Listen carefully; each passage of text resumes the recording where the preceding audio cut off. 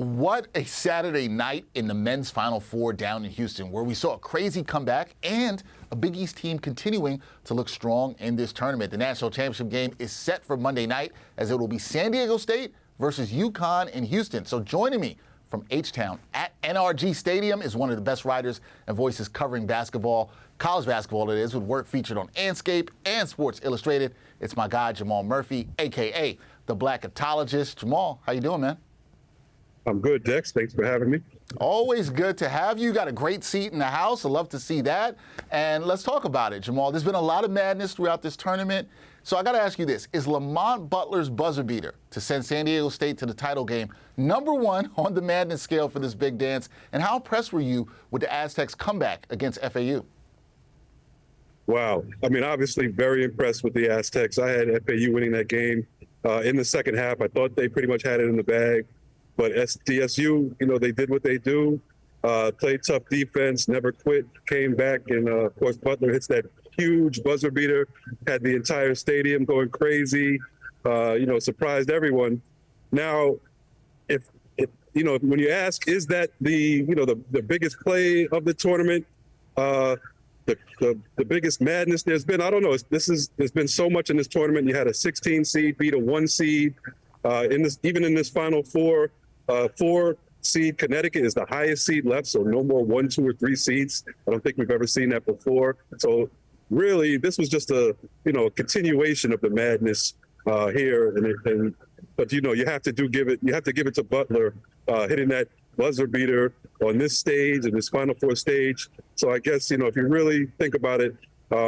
Yeah, that was the biggest play of the tournament so far. Yeah, it might be, but like you said, there's a lot of madness to talk about in this tournament when you think about everything that has occurred getting to the Final Four, now in the national championship game.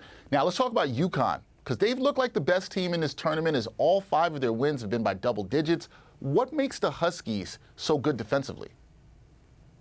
Wow, I mean, they have so much length. You got to give credit to the coaching, to Danny Hurley. He's an old school coach. They play, with tremendous discipline on the defensive end. They get a hand up on every shot. They're interchangeable. They can switch, pretty much 1 through 5. Great athletes, on their team. Great rebounders. I mean, they do it all. Like I said, first, they have a lot of size. That's probably the biggest thing. And toughness, so there are really no weaknesses to their game. They've been a top 10 defensive team all year.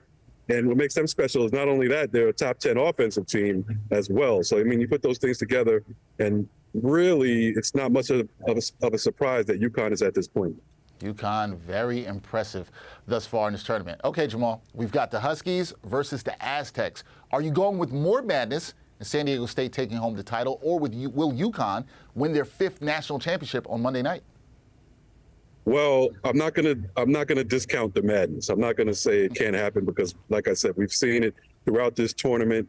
Upsets galore, comebacks galore, last-second shots, as we just talked about. So I'm not gonna throw it out, that it can't happen. Obviously, San Diego State has a chance. They're a tough team. They've been a very good team all year, top 15 team all year. They're very tough defensively. They're a top 10 defensive team. So there's no doubt that they could keep this close. They could even win this game. But if you're asking me who I'm picking, I'm definitely picking UConn. They haven't lost a game by less than 13 points. They played tough competition all throughout.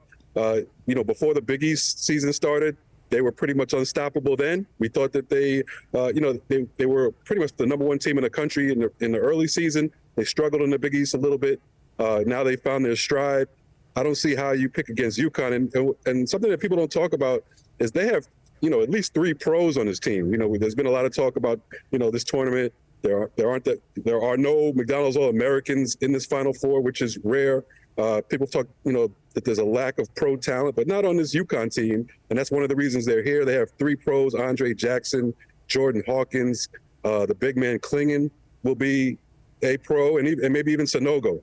So they're loaded, and there's no way I'm going to pick against them. I mean, all you have to do is watch their previous 5 games, and I think you'd be crazy to pick against them. All right, crazy to pick against the Huskies. And got to let the people know, Jamal had picked the Huskies to win in multiple brackets, which he's already won because nobody else had it there. Yes, I just had to give you some love and how, you know, it all played out well for you. And the other people were salty. We know about that they didn't win those brackets. But, you know, you did. So we got to give you some love there. Jamal, good stuff. Appreciate you. Everybody, that is Jamal Murphy. You can check out his work on Anscape, Sports Illustrated. He's also known as the Blackatologist, one of the great voices and writers in college basketball. Appreciate you as always, man. Good talking some college hoops. Thanks a lot, Dex.